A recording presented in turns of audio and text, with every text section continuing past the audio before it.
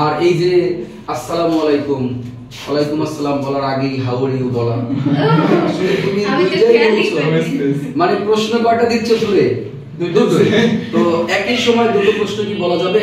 এটা কিন্তু বলা যায় না। সেজন্য আসসালামু আলাইকুম বলার পরে তারপরে আবার একটু থেমে অডিয়েন্স যখন ওয়ালাইকুম আসসালাম দিবে তার পরবর্তী তুমি কি বলবে?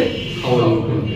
তারপরে যদি বলে উই আর ফাইন, তারপরে তুমি তোমার টপিক স্টার্ট করবে, নাকি? এটাই তো নিয়ম। এই ভুল করা যাবে না। ওকে।